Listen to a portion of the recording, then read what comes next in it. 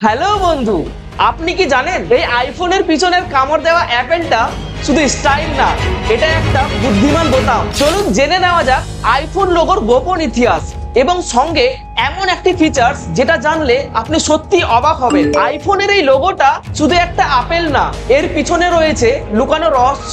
কেউ বলেন এটা কম্পিউটারের জনক অ্যালেন টুরিং এর স্মরণে, যিনি বিষাক্ত অ্যাপেলকে মারা গিয়েছিলেন। আবার কেউ ভাবে এটা সেই অ্যাপেল যেটা খাওয়ার পর মানুষ জ্ঞানী হলো আর এখন সেটা দিয়েই ইনস্টাগ্রাম চালায়। কিন্তু অ্যাপেলের লোগো ডিজাইনার রব যেন বলেন, আমি কামড় দিয়েছি যাতে কেউ টমেটো না ভাবে। দেখলেন তো, লোগোটা দেখতে যতটা গম্ভীর, এর ব্যাখ্যা কিন্তু ততটাই মজার। কিন্তু জেনে রাখুন, এই লোগো এখন শুধু দেখার জন্য না, কাজও করে। আপনি যদি আইফোনের পিছনের লোগোর জায়গায় টোকা মারেন, তাহলে স্ক্রিনশট নেওয়া যায়, ক্যামেরা খুলে যায়, এমনকি সরাসরি ইনস্টাগ্রামও চালু হয়। এই ফিচারের নাম ব্যাক ট্যাপ।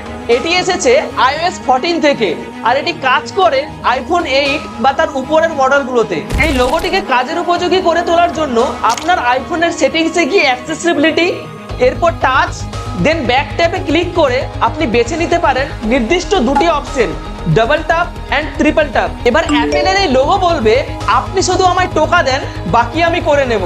আগে ভাবতাম এই লোগোটা শুধু স্টাইল, কিন্তু এখন বুঝি অ্যাপেলও মানুষের মতো টোকা বোঝে। ভিডিওটা ভালো লাগলে লাইক করে আপনার বন্ধুদের সঙ্গে শেয়ার করুন এবং আপনার আইফোন লোগোতে টোকা মারুন বারবার।